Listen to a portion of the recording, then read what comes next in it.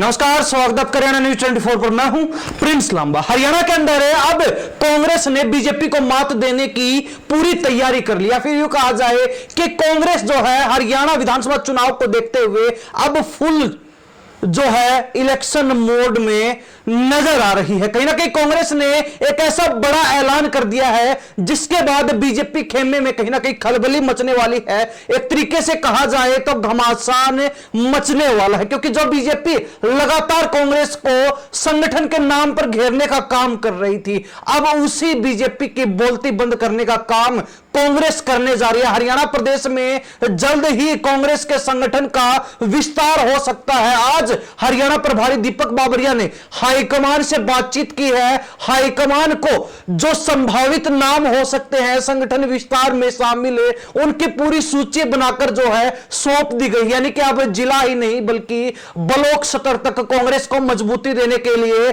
संगठन के विस्तार को जल्द ही सहमति मिल सकती है। ऐसे में कहा जा सकता है कि एक तरफ जहां कांग्रेस ने भूपेंद्र सिंह हुड्डा को फ्री हैंड देकर हरियाणा प्रदेश में कांग्रेस को मजबूती देने का काम किया, हरियाणा प्रदेश में कांग्रेस का दबदबा बढ़ाने का काम किया, तो वहीं दूसरी तरफ अब कांग्रेस ने संगठन विस्तार की बात छेड़कर कहीं ना कहीं भाजपा खेमे में हलचल पैदा कर दी है। जो बीजेपी लगातार अपने संगठन के कसीदे पढ़ रही थी, जो बीजेपी लगातार अपने संगठन की दुहाई देती हुई नजर आती थी, अब कहीं ना कहीं उसी बीजेपी के चेहरे की रंगत उड़ने वाली है, क्योंकि कांग्रेस भी बहुत जल्द अपना संगठन खड़ा कर सकती है। बहुत जल्द जो है संगठन विस्तार को अनुमति मिल सकती है। बहुत जल्द जो हरियाणा प्रदेश में हरियाणा कांग्रेस में संगठन विस्तार देखने को मिल सकता है। ऐसे में कहा जा सकता है कि यह खबर जो है भाजपा के लिए काफी बुरी साबित होने वाली, क्योंकि जिस कांग्रेस ने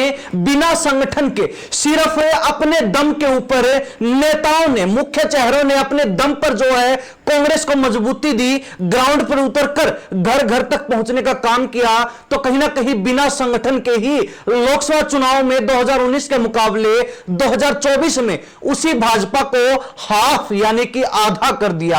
5 सीटें भाजपा जीत पाई और 2019 में जो बीजेपी 10 सीटें जीती थी उसने 5 सीटें इस लोकसभा चुनाव में गंवा दी। तो ऐसे में कहा जा सकता है कि वही कांग्रेस जो बिना संगठन के भाजपा को चुनाव में इतना बड़ा झटका दे सकती है, अगर वो कांग्रेस संगठन के दम पर चुनाव लड़ती है, वो कांग्रेस जो है संगठन खड़ा करके अपने आप को मजबूत करती है, तो ऐसे में कांग्रेस की इस मजबूती के आगे भाजपा का टिक पाना मुश्किल ही नहीं नामुमकिन होता हुआ नजर आ रहा है। हालांकि नायब सिंह सैनी ने भी बीजेपी प्रदेश अध्यक्ष का पद छोड़ दिया और वहां पर जो है वो बड़ी जिम्मेवारी, संगठन प्रदेश अध्यक्ष की जिम्मेवारी मोहनलाल बड़ोली को दी गई। हालांकि मोहनलाल बड़ोली कितना खरा उतरते हैं इस जिम्मेवारी पर यह आने वाला समय तय करेगा, लेकिन कहीं ना कहीं जहां तक जनता की बात की जाए, हरियाणा प्रदेश के लोगों की बात की जाए, या फिर बीजेपी ने जिस तरीके से ब्राह्मण कार्ड खेलने का काम किया उसकी बात की जाए, तो सबका यही मानना है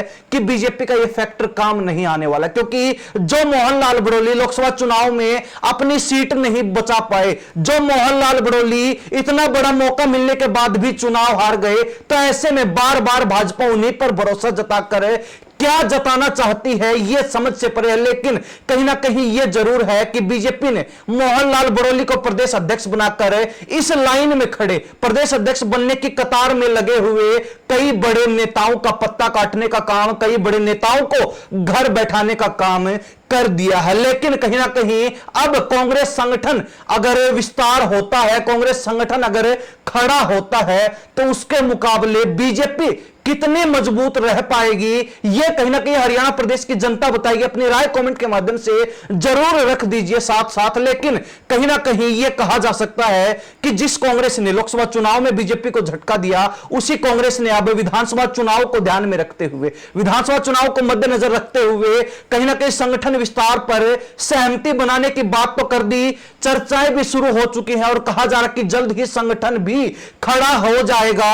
लेकिन कहीं ना कहीं बीजेपी के लिए अब रास्ते जो है, अब ये जो चुनावी राह है वो बड़ी मुश्किल होती हुई नजर आ रही है। भाजपा जो पहले से ही लोकसभा चुनाव में कांग्रेस के प्रदर्शन से घबराई हुई थी। बीजेपी जो लगातार अपनी गलतियों को ढूंढ ढूंढ कर उनको सुधारने का प्रयास कर रही है, बीजेपी जो लगातार ध्यान दे रही है कि लोकसभा चुनाव में क्या कुछ कमियां रही, क्या खामियां रही, उनको जो है विधानसभा चुनाव में ना दोहराया जाए, उनको जो है दुरुस्त किया जाए, ठीक किया जाए, उन कमियों को दूर किया जाए। लेकिन कहीं ना कहीं अब कांग्रेस बीजेपी के सभी मंसूबों पर पानी फेरती हुई नजर आ रही है। अमित शाह हरियाणा पहुंचे, उन्होंने ऐलान कर दिया कि नायब सिंह सैनी के नेतृत्व में चुनाव होगा और नायब सिंह सैनी ही अगले मुख्यमंत्री के चेहरे होंगे।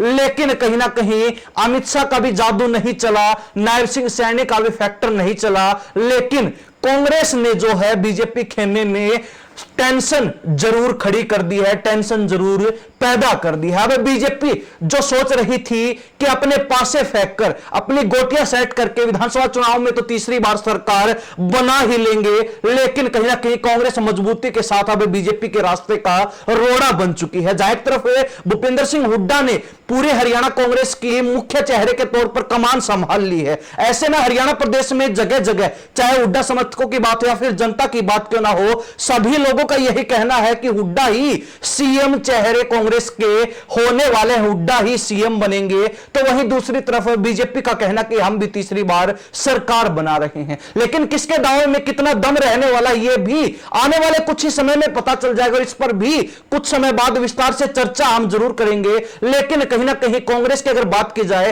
तो संगठन के दम पर अगर चुनाव लड़ा जाता है, अगर कांग्रेस हरियाणा प्रदेश में संगठन खड़ा करके चुनाव लड़ती है तो उसका अलग ही मजा रहने वाला है, उसका एक अलग ही प्रभाव देखने को मिलेगा। और अगर वास्तव में ही कांग्रेस का संगठन खड़ा होता है तो ऐसे में बीजेपी के रास्ते और भी अधिक कठिनाइयों भरे, चुनौतीपूर्ण होने वाले हैं। और कहीं ना कहीं जो बीजेपी किसी भी तरीके से सरकार बनाने का सपना देख रही है, उसके सपने भी धूमिल होते हुए नजर आ रहे हैं। हालांकि अब तक के सूत्रों के हवाले से जो जानकारी है वो यही है कि हरियाणा कांग्रेस प्रभारी दीपक बाबरिया ने हाईकमान से मुलाकात की है, हाईकमान को संभावित नाम दे दिए हैं, सूचियां जो है सौंप दी है। अब हाईकमान की तरफ से क्या कुछ आदेश रहने वाला है यह देखने वाली बात रहेगी। लेकिन कहीं ना कहीं संभावना यही जताई जा रही है कि कांग्रेस बहुत जल्द हरियाणा प्रदेश में अपना संगठन खड़ा कर सकते हैं, अपने संगठन का विस्तार कर सकती है। कांग्रेस के नेताओं को, कांग्रेस के कार्यकर्ताओं को जिस घड़ी का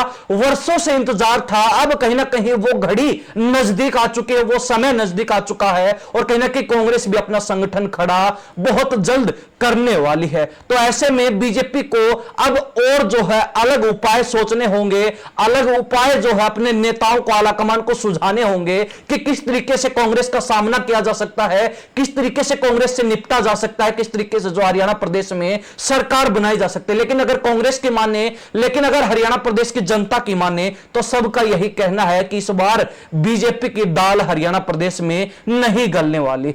देखते हैं आने वाले समय में क्या कुछ होता है और समय समय पर इस तरीके के राजनीतिक मुद्दों पर भी आपके साथ चर्चा जरूर करते रहेंगे। साथ ही अपनी राय इस मुद्दे पर, इस मामले पर, इस मसले पर जरूर रख दीजिए कमेंट के माध्यम से। इन सब बातों के साथ मैं प्रिंस लांबा, हरियाणा न्यूज़ 24। नमस्कार, जय हिंद।